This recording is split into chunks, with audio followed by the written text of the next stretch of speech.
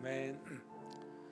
사랑과 자비가 풍성하신 하나님 아버지, 오늘 10월 첫째 날 주님 앞에 나와 월삭의 예배로 주님 앞에 3일밤 예배로 드리게 해주심에 감사를 드립니다. 하늘문을 여시고 성령의 충만함으로 이 시간 임하여 주시옵소서. 하나님을 기쁘시게 하는 죄에서 돌이키는 회개와 주의 말씀 가운데 십자가와 부활의 복음의 아름다운 은혜를 깨닫게 해주시고, 말씀을 들으며 성령 안에서 순종함으로 말미암아 주님의 나라의 아름다운 구원사에 동참하는 우리 언덕교회 지체들 낼 수 있도록 수요일에 나온 모든 지체들의 심령과 가정을 주님 축복하여 주시옵소서. 예수 그리스도의 이름으로 간절히 기도합니다. 아멘. 하나님의 말씀 오늘은 에스더 두 번째 시간, 에스더가 왕후가 되다, 에스더 2장 5절에서 11절, 16절에서 18절, 우리 한 절씩 함께 교독합시다. 도성 수산에 한 유대인이 있으니 이름은 모르드게라. 그는 베냐민 자손이니 기스의 증손이요 시므이의 손자요 야일의 아들이라.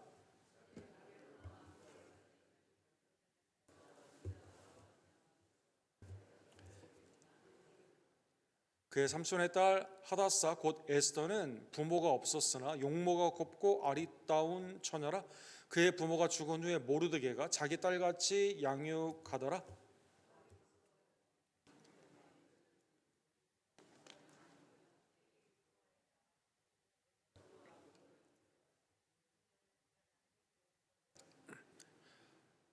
헤게가 이 처녀를 좋게 보고 은혜를 베풀어 몸을 정결하게 할 물품과 일용품을 곧 주며 또 왕궁에서 의뢰주는 7 궁녀를 주고 에스더와 그 궁녀들을 후궁 아름다운 초소로 옮기더라.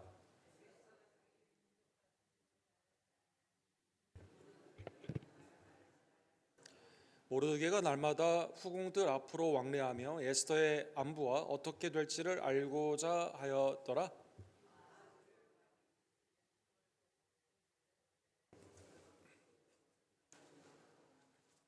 왕이 모든 여자보다 에스더를 더 사랑하므로 그가 모든 처녀보다 왕 앞에 더 은총을 얻은지라. 왕이 그의 머리에 관을 씌우고 와스티를 대신하여 왕으로 삼은 후에 왕이 그의 잔치를 베푸니 이는 에스더를 위한 잔치라.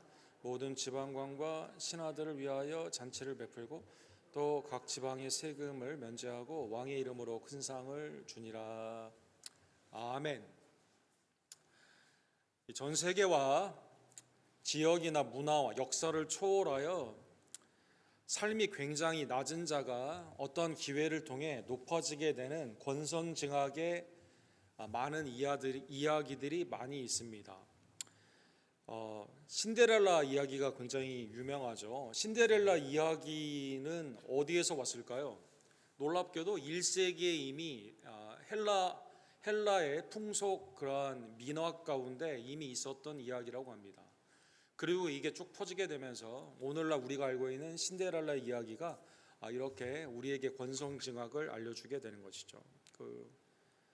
부모님이 계시지 않고 계모가 2 딸을 데리고 와가지고 맨날 어려운 일을 시키게 되는데, 어느 날 너무 일을 열심히 하는 이러한 상황에서 이러한 천사 같은 사람이 와가지고 쥐들을 탁 쳐가지고 이 왕자가 베푸는 그 잔치 가운데 이렇게 이제 보내게 됩니다. 그래서 아름다운 옷을 입고 신발을 신고 가게 되는데 12시가 딱 되니까 이게 이제 돌아와야 되는 시간 가운데 빨리 오다가 신발이 이제 벗겨지게 되죠. 그리고 왕자가 신발을 찾기 위해서 쭉 다니다가 아무리 찾아봐도 없어요. 그런데 식모처럼 일하는 어떠한 여인이 있는데 거기에 이제 신발을 대니까 이제 맞아가지고 이분이 이제 왕비가 되는 그러한 이야기가 있습니다. 그래서 신데렐라 이야기가 성경에 신약이 쓰여져 있던 그때부터 벌써 헬라의 그러한 민화 가운데 있었던, 아마 마음 가운데 권선징악에 대한 아무리 어렵고 힘든 일이 있다 하더라도 착하게 살면 살 길이 다 있고 그 다음에 기회가 되면 우리가 높아지게 되는 이 인간의 이 고통 가운데 있는 인간이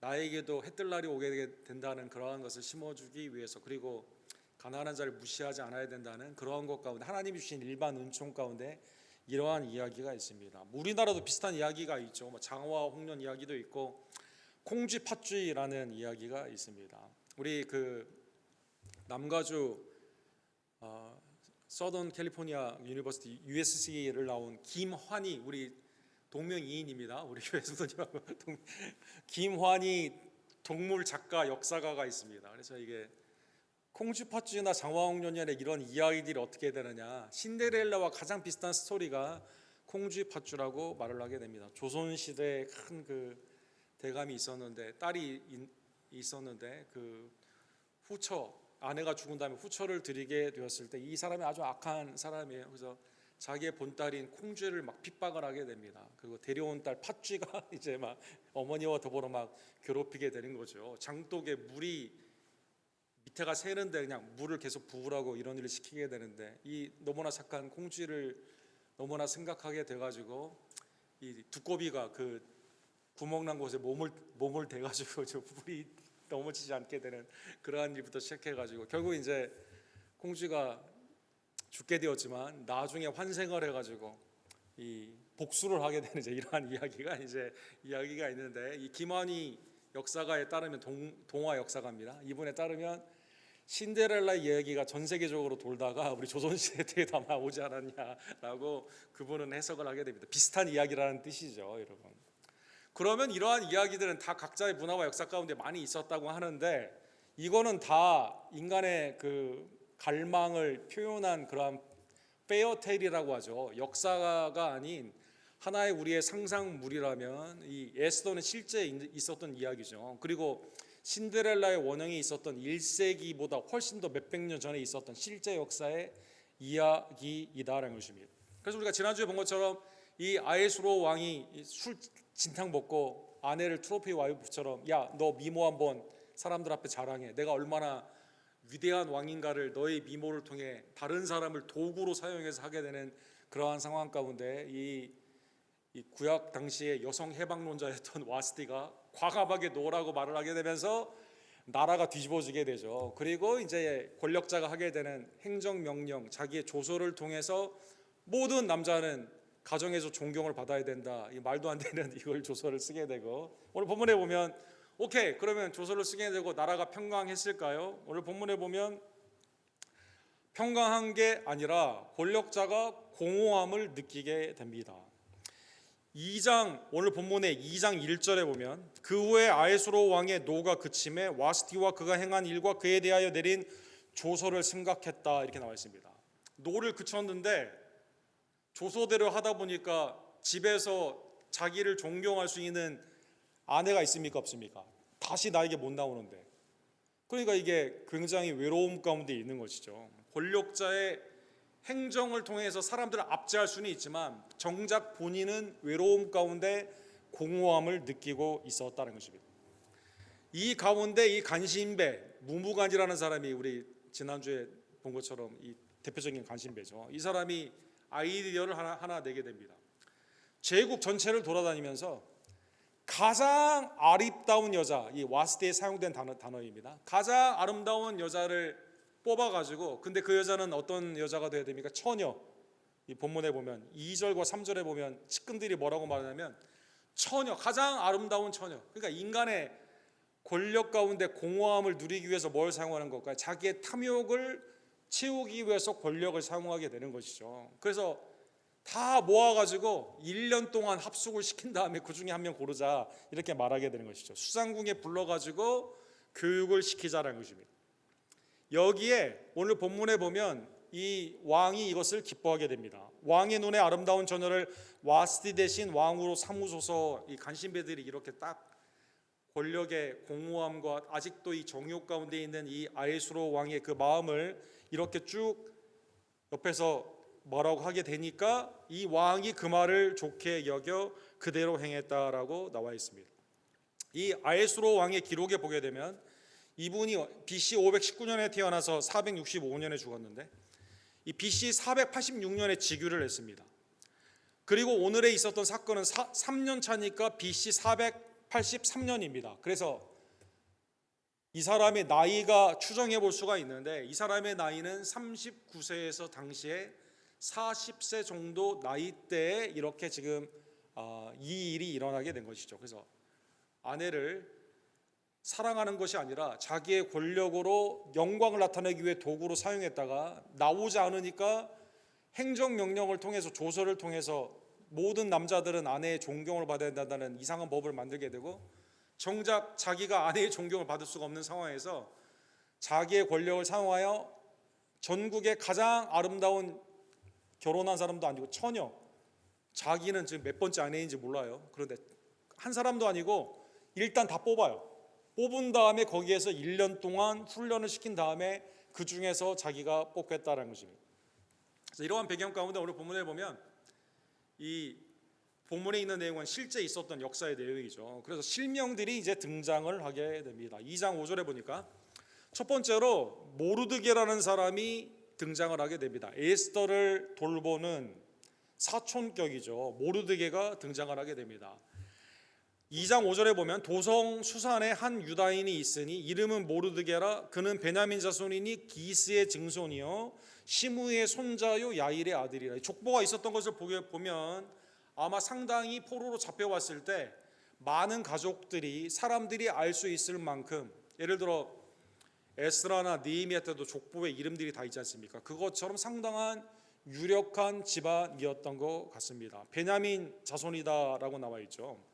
이름이 특이한 게 모르드게라는 이름을 가지고 있습니다. 모르드게는 이 히브리, 그 유대인의 이름이 아니라 이 바빌론에 잡혀온 후에 아마 거기에 정착을 하게 되면서 이름을 그의 그 할아버지 아버지가 이름을 바꿨던 것 같습니다. 사드락과 메삭과 아벤누고도 원래 이름을 바꾸지 않았습니까? 이 그 바벨론식으로.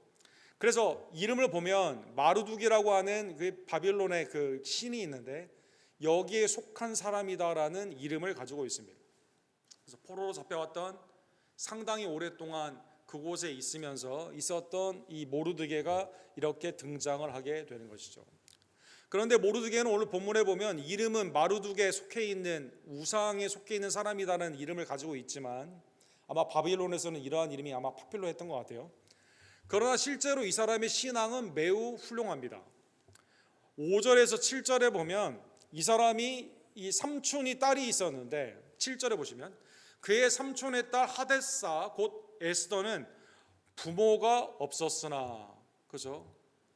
하다사 곧 에스더, 그러니까 에스더라고 하는 히브리 그 이름이 하다사라는 이름으로도 부르게 되는데 이 에스더가 부모님이 돌아가셨다는 것입니다. 용모가 곱고 아리따운 처녀였다라고 나와 있습니다. 사촌간에 있어서 이 고아, 부모님이 돌아간 에스더를 그의 부모가 죽은 후에 모르드게가 자기 딸같이 양육했다라고 나와 있습니다. 그러니까 이분은 우리 그 구약의 원칙에 나오는 고엘이라는 원칙이 있죠. 부모님이 돌아가셨을 때 고아가, 아무도 지탱할 수 없는 고아가 되었을 때는 가족이 그 가운데 이 아이를 책임져 주게 되는 것이죠. 그래서 이걸 기업을 물은다라는 그러한 의미가 있습니다. 레위기 25장에 보면 기업을 물음으로 말미암아 이 집안에 하나님이 유업으로 주신 땅이 이어져 나아갈 수 있도록 하게 되는 것입니다. 그런데 이 포로로 잡혀왔기 때문에 땅이 있습니까, 없습니까? 땅이 없거든요, 여러분. 땅이 다 유대인들이 당시에 이 하만이 다 죽이려고 할 정도로 지금 이 그 종들의 일들만 하고 있는 그러한 상황에서, 그러한 의미에서 엄격히 말을 하게 되면 레위기 25장의 원칙은 가나안 땅, 하나님의 약속의 땅에 있었을 때는 이게 유지가 되지만 사실 포로로 잡혀가고 몇 세대가 지난 상황에서는 이건 사실은 그렇게 할 필요가 없거든요. 그런데도 기업을 자기의 희생 가운데 이 에스더를, 고아를 돌보게 되게 되는 것이죠.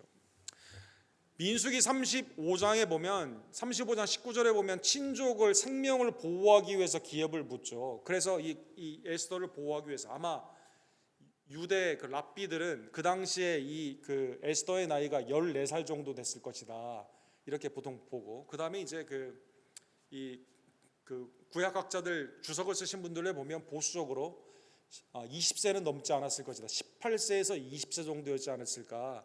이 당시에 페르시아의 결혼의 문화를 통해서 14세에서 처녀라고 말하는 그 단어가 20세 정도, 보통 20세면 다 결혼을 했다고 합니다, 당시에. 그래서 아마 그 정도 나이가 됐을 텐데, 그래서 이 아이가 온전히 자랄 수 있도록, 그리고 이 아이를 누가 해코지하지 못하도록, 방해를 하지 못하도록 이 아이를 보호하고 있었다는 것입니다.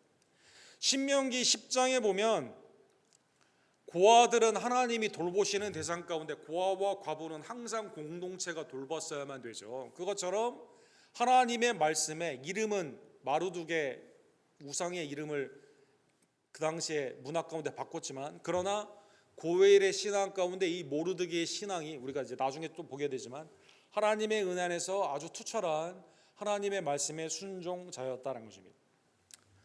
그 다음에 오늘 본문에 보면 이러한 에스더에 대해서 하나님께서 은혜를 섭리 가운데 베풀어 주시게 됩니다. 8절에서 11절까지 보게 되면 에스더가 나 이제 컨테스트 나와가지고 왕비가 되리라 이렇게 한 게 아니라 사람들이 쭉 전국을 돌아다니면서 찾게 되죠. 그런데 이 수산성에서, 이 수도인데 바로 거기에서 에스더를 발견을 하게 됩니다. 왕의 조소와 명령이 발표되며 8절에 보면 처녀들이 도성 수산에 많이 모여 해계의 수하에 나아갈 때 에스더도 왕궁에 이끌려가서, 수동태로 되어 있습니다. 수동태로.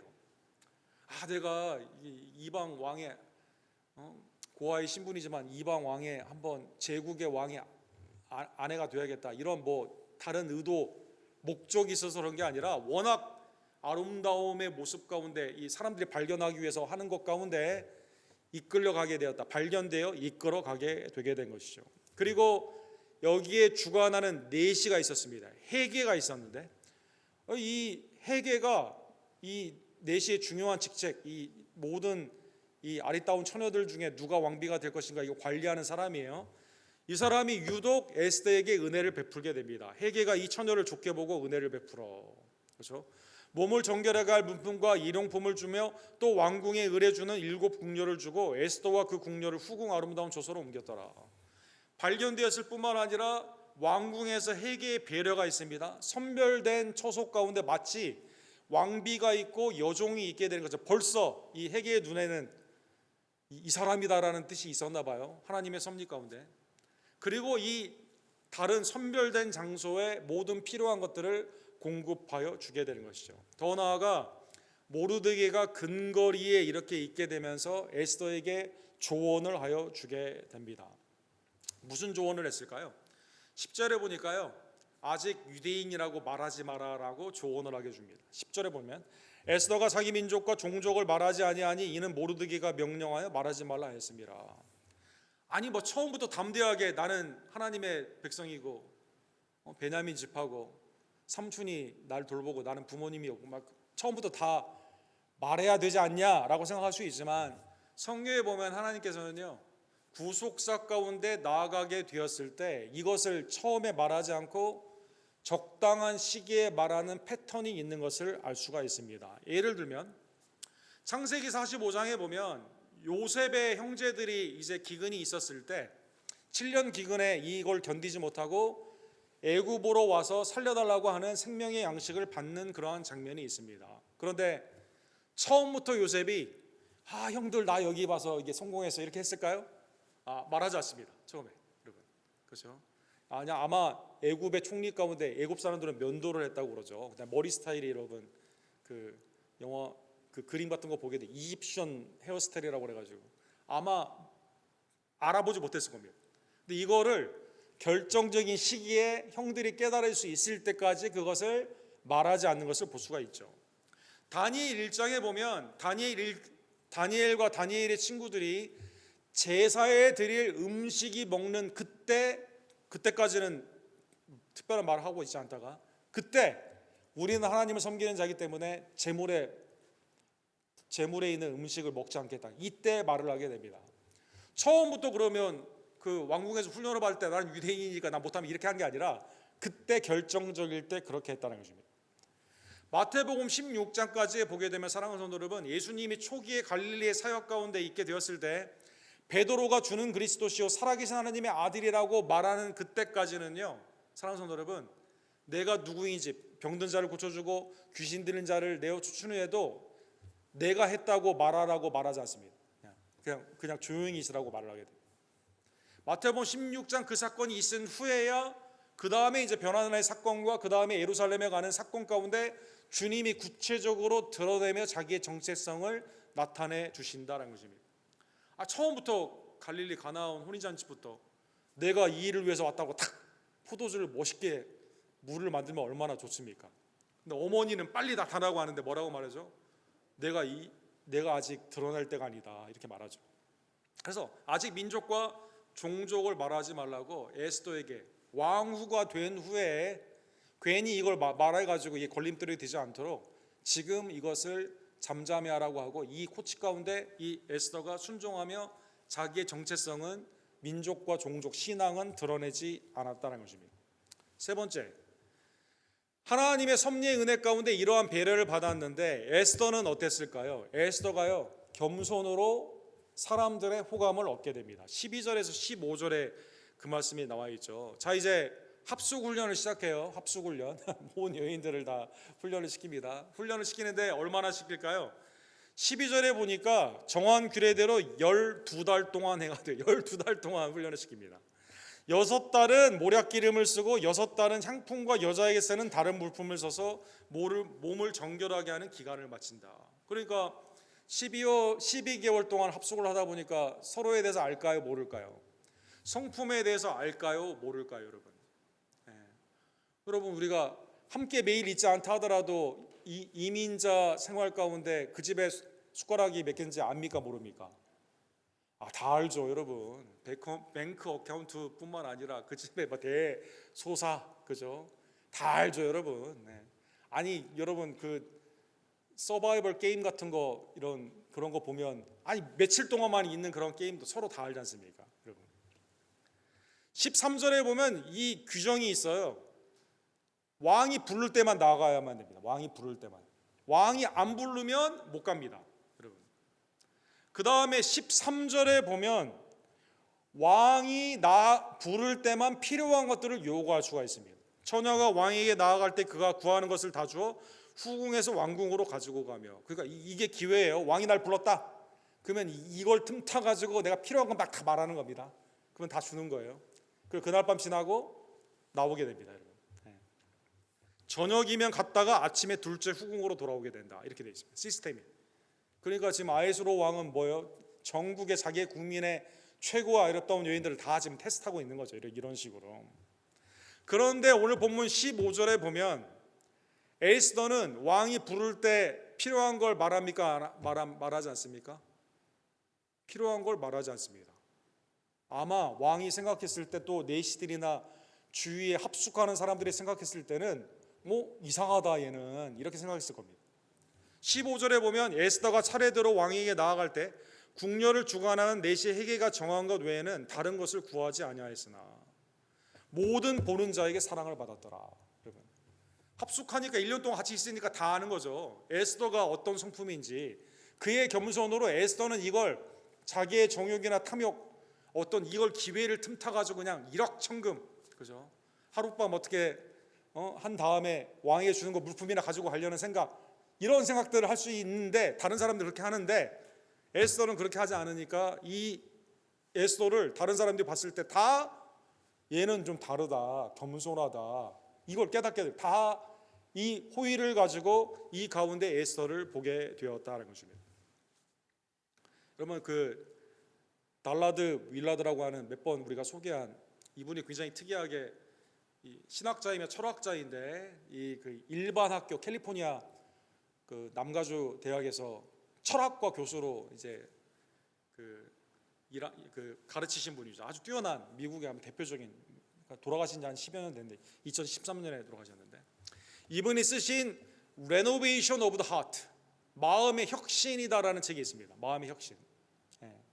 여러분과 제가 세상과 어떻게 우리가 다를까요? 세상의 방식과 우리의 방식은 어떻게 다를까요? 마음의 혁신으로 마음이 새롭게 됨으로. 로마서 12장 1절과 2절의 그 주제 가운데 이 책이 쓰여지게 되었는데, 세상에서는 기독교의 덕목을 무시합니다. 겸손과 온유, 이거 무시하죠. 예를 들어 오늘 본문에 얼마나 아름다운, 전국에 있는 아름다운 이 처녀들이 많이 있었을 겁니까? 그 중에 왕비 한 명만 되는 건데 얼마나 이렇게 생각했을까요? 달라드 윌라드는 세상과 우리가 다른 거에 대해서 이렇게 말하죠. 세상은요 결과유지입니다. 결과. 어떻게 했던 간에 편법이고 위법이고 아니면 내가 다른 사람을 해치든 간에 결과만 좋으면, 이 바텀 라인, 결과만 좋으면 됐다라는 생각 가운데 가는 것이죠. 그래서 주위에 있는 사람도 어떻게 하면 경쟁 관계, 극한 경쟁이죠. 이걸 내가 이기려면 어떻게 해야 됩니까? 머리를 써야 돼요. 모략을 많이 써야 됩니다. 그 다음에 뭘 생각합니까? 즉각적인 보상만 생각을 하게 됩니다.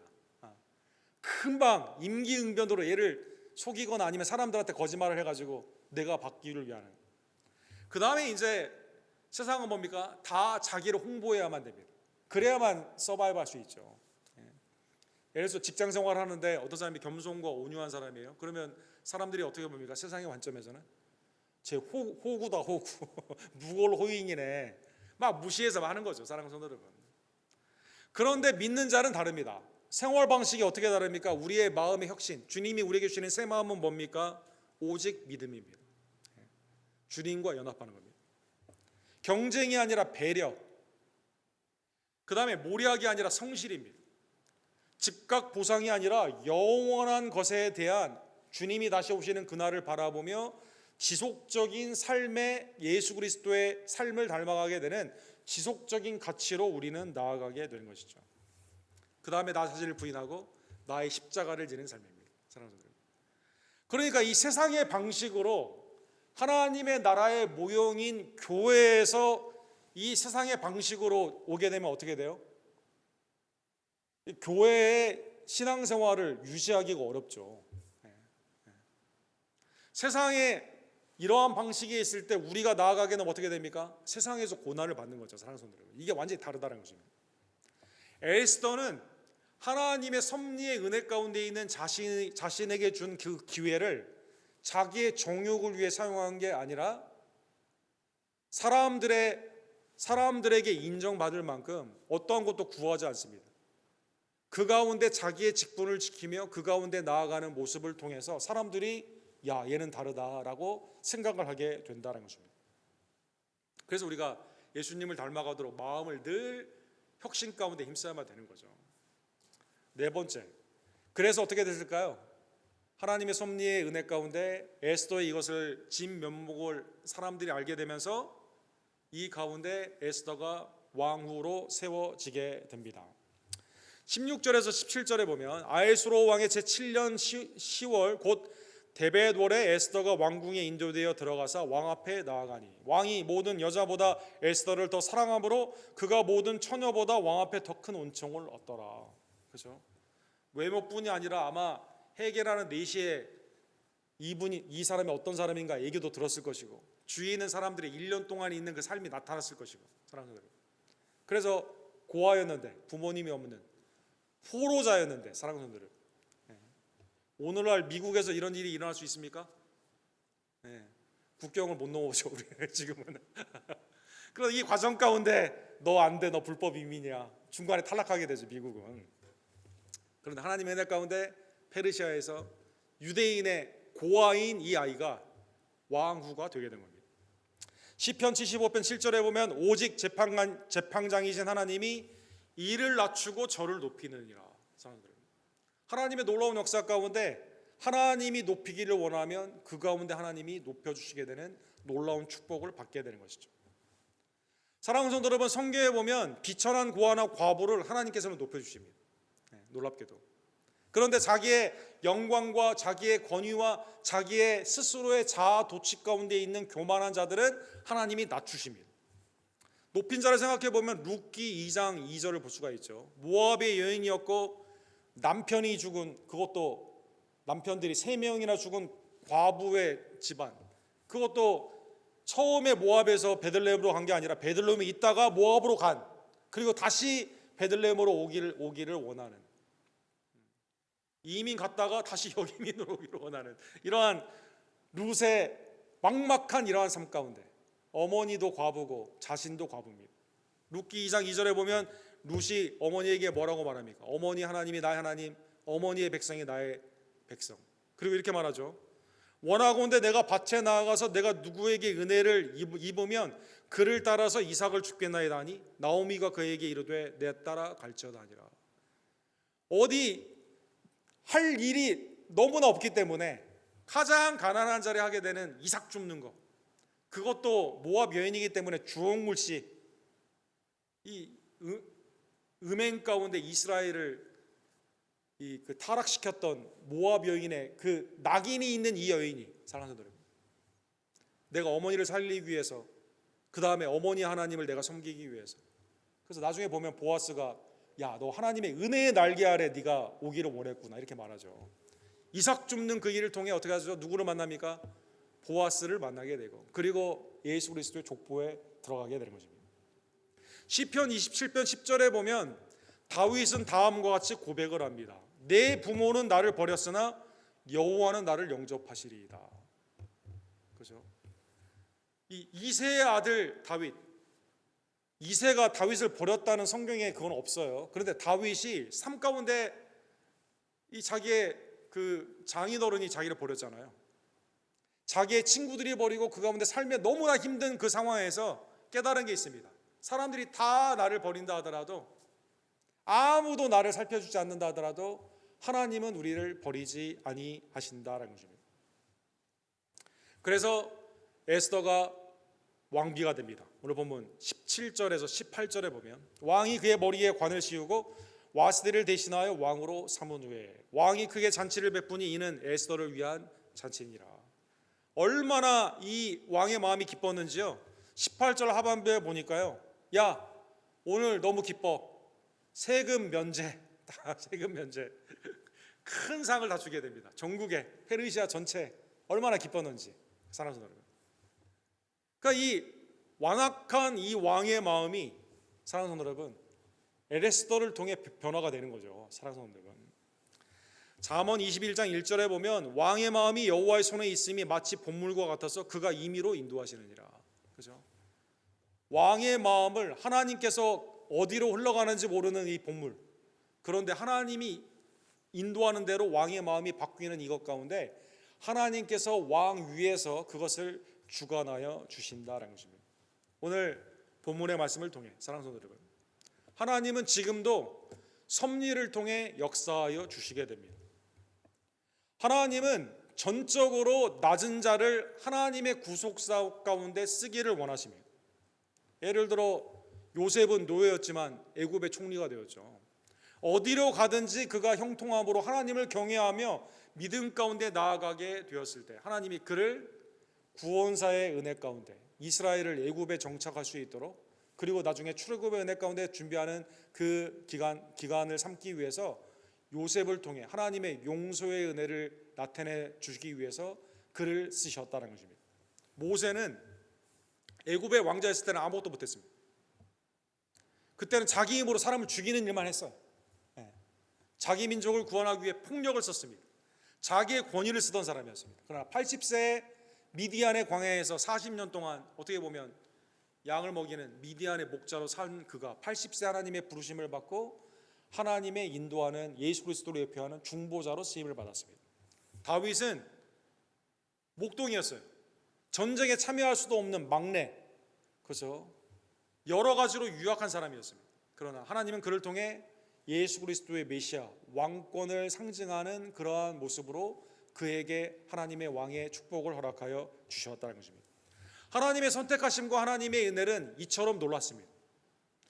또 하나 신약의 예를 생각해 보면 마리아를 생각해 볼 수가 있습니다. 남자를 알지 못했는데 아이를 뵌 이 여인, 사랑하는 여러분, 사람들한테 돌을 맞아야 되는 율법 가운데 정죄를 받은 그 인생이지만 지극히 거룩하신 하나님의 은혜가 그를 덮음으로 말미암아 그 능력으로 예수 그리스도 메시아를 잉태하게 됩니다. 이때 마리아가 수태의 예고를 듣고 이렇게 찬미를 하죠. 내 영혼이 주를 찬양하며 내 마음이 하나님 내 구주를 기뻐하였으면. 48절 우리 다 같이 읽도록했습니다. 그의 여종의 비천함을 돌보셨습니다. 보라 이제후로는 만세의 날을 복이 있다 일컬음이로다.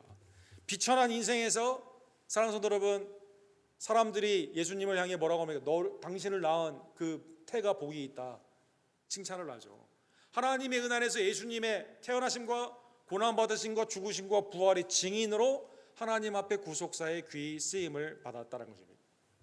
하나님은 비천한 여러분과 저를 왕같은 제사장으로 세우셨습니다.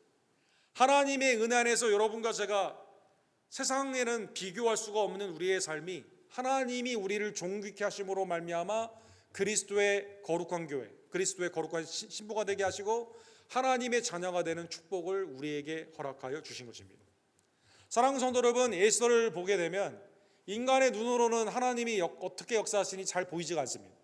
그런데 은밀함 가운데 하나님은 지금도 나타남으로 역사하여 주시게 됩니다. 그래서 루터는 hiddenness of God, 하나님의 은밀하심, 잘 보이지가 않는 거죠. 이사야 45장 15절에 보면 선지자 이사야가 이렇게 말을 해요. 구원자 이스라엘의 하나님이여 진실로 주는 스스로 숨어 계시는 하나님이시니이다. 육적인 눈으로는 아무리 봐도 몰라요. 육적인 귀로는 아무리 들어도 모릅니다. 육적인 우리의 죄성이 있는 마음은 아무리 깨달을래야 깨달을 수가 없습니다. 그런데 오직 믿음으로 그리스도의 십자가가 보입니다. 그리스도의 부활이 보입니다. 골로새서 2장 15절에 보면 그래서 예수님의 구원사를 이렇게 말하죠. 통치자들과 권세자들을 무력화하여 드러내어 구경거리로 삼으시고 십자가로 그들을 이기셨느니라. 영광 가운데, 세상의 영광 가운데는 주님이 보이지가 않아요. 그런데 십자가를 통해 주님이 보인다는 것입니다. 히든니스한 예수님이 레볼레이션, 하나님의 계시 가운데 마지막 때에 그의 십자가와 부활을 통해 우리를 구원하시는 역사로 나타나 주신 것입니다. 그러기에 오늘 본문의 말씀을 깨달으며 마지막으로 하나님의 섭리는 지금도 역사하는, 그리스도를 통해 지금도 은밀한 중에 세상 가운데는, 그러나 말씀 가운데는 분명히 드러나고 있는 이때 여러분과 저는 주님의 섭리의 역사를 믿으며 주님만을 의지하며 나아가는 주의 종들 되기를 간절히 원합니다. 아마 세상적인 방법으로 모르드게가 계획을 세워가지고 1년 동안 네가 할 때는 OX 할 때는 여기에 가고 경쟁할 때는 이렇게 말하고, 그래서 이 회계 이 네시한테는 이렇게 뇌물을 주고 이렇게 해서 너는 왕비가 꼭 돼야 된다, 이렇게 했다면 말도 안 되는 거죠. 사랑하는 성도 여러분, 사랑하는 성도 여러분, 어떻게 포로로 잡혀한 이 여인이 왕비가 됩니까? 하나님의 섭리의 역사, 구속사 가운데 되는 거죠. 인간의 지혜가 아닙니다. 오직 모르드게는 그래서 말씀에 순종한 것밖에 없어요. 나중에도 보게 되면 하나님의 말씀만을 의지하는 것밖에 없습니다. 신명기 29장 29절에 보면 그래서 하나님의 섭리를 믿고 의지하는 자는 어떻게 합니까? 주의 말씀에 순종하게 됩니다. 하나님이 우리의 걸음을 이끄시기 때문에 우리는 주님 앞에 맡기고 한 걸음 한 걸음 나아가게 되는 것입니다. 모세가 두 번째 세대에 말씀하신 말씀이죠. 야, 하나님이 어떻게 우리를 구원하시고 역사하시는지는 말씀에 순종하는 우리에게 다 하나님이 알아서 역사하시는 겁니다. 그래서 하나님 편에 있는 거 너무 의심하거나 궁금해하지 말고 오늘 우리에게 주신 말씀에 순종하자는 것입니다. 신명기 29장 29절, 딱딱 글자도 많네요. 여러분 외우기도 쉽습니다. 우리 다 같이 읽도록 하겠습니다.